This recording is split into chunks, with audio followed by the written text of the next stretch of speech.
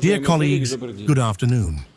The agenda of today's Security Council meeting includes issues related to improving state policy in the sphere of protecting traditional spiritual and moral values. This topic is extremely important and relevant, directly linked to ensuring Russia's sovereignty and national interests, to strengthening security, harmony, and stability in society, to addressing critical issues for us, such as preserving our people and demographic development, raising younger generations, and ensuring the continuity of our development as a state, a people, and a society. Traditional values are the moral benchmarks laid down by our ancestors over centuries. They form the foundation of our civilization and identity, serve as a support in the life of individuals and families, shape our culture and sovereign worldview, and make us resilient against attempts to impose foreign will upon us. These values, which are fundamental for us, include the unity of the peoples of Russia, a commitment to truth and justice, compassion and humanism, a strong family, and love for children. They include mutual aid and the aspiration to achieve not only personal well-being, but also the success of the entire country. And of course, they include patriotism and devotion to the motherland. It is precisely these values that fueled the energy of creation and inspired the great achievements of our ancestors. And today, they serve as our foundation and guide in developing the system of education and upbringing, so that our children and teenagers deeply understand that being a citizen means knowing and respecting the history of the country, never betraying one's roots, working for loved ones, for one's small homeland, for the fatherland, and taking responsibility for its future. And of course, the younger generations must grow up strong, broadly educated, open to creativity and creation, globally competitive in knowledge and skills, capable of proposing their own original ideas and solutions, not just copying those of others. You know, both you and I often meet with school children, students, young scientists, workers, engineers, and young people who have already achieved much in art, business, and creative fields. And I am confident that we truly are raising a generation that understands what freedom and responsibility mean simultaneously, a generation capable of multiplying the country's socio-economic, scientific, and cultural potential. A generation that strives to move forward, achieve success, and does not separate its own destiny from the destiny of Russia. At the same time, we see that in the modern world, the space of values and meaning is subject to fierce competition. A harsh competition is underway, an aggressive struggle for influence over people's minds.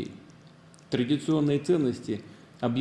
values are often declared outdated and archaic, while neoliberal, so-called neoliberal, but in essence and in practice, totalitarian models are being pushed. Moreover, these models are not only being persistently implemented in a number of Western countries, there are active attempts to export them worldwide, to impose them. And the reason is clear. Because by depriving peoples of their value-based foundation, by stripping them of their sovereignty, it becomes easier to subjugate them, to turn them into vassals. That is why it is important to counter attempts to impose on our citizens, especially young people, attitudes that undermine our values. We must firmly respond to challenges that provoke interethnic and interreligious conflicts. At the same time, we must understand that isolated bans or attempts to completely wall ourselves off from the global information system, from the global information space, are absolutely ineffective in the modern world. We must consistently and actively promote our own values, shaping our own humanitarian and cultural narratives that are in demand, both in our country and globally. Russia's position is well known. We stand for respect toward the unique identities of nations and peoples, their customs and cultures.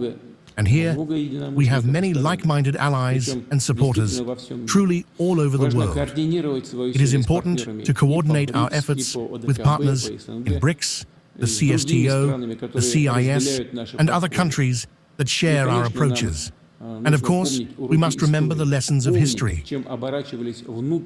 Remember how internal turmoil and upheavals have played out, almost always fueled and incited from abroad.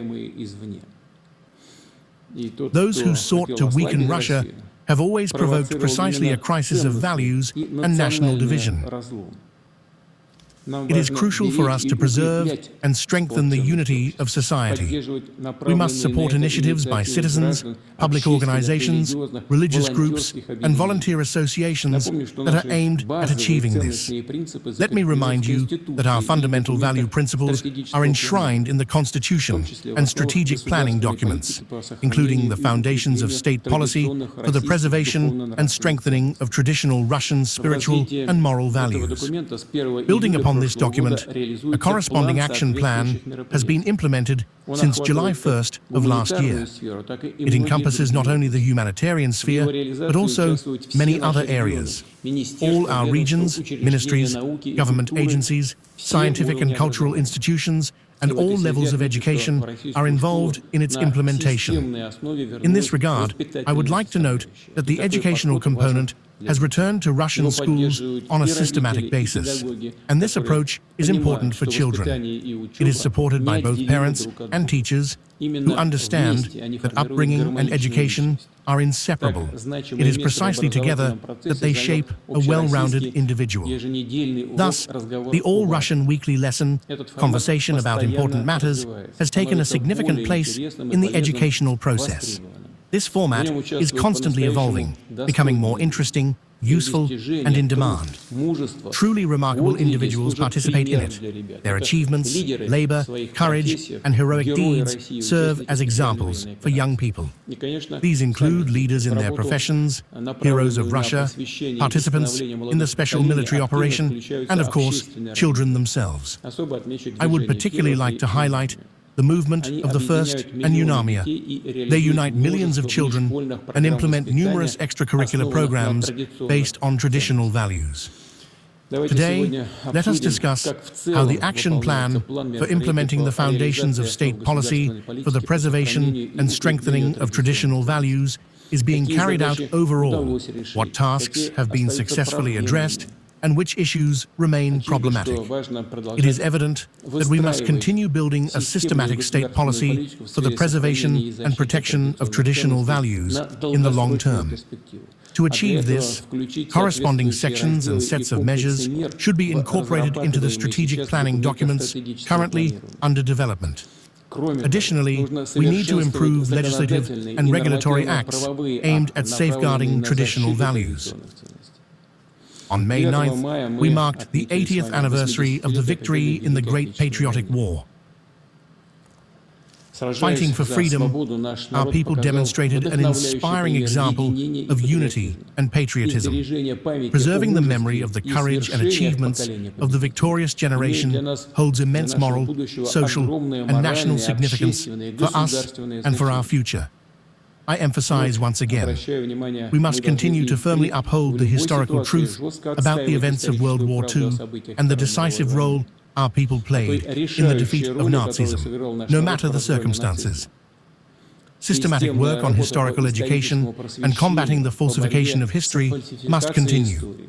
I consider this extremely important. Let us proceed to the reports. The floor goes to Deputy Prime Minister Tatyana Alexeyevna Golikova. Please, Tatyana Alexeyevna.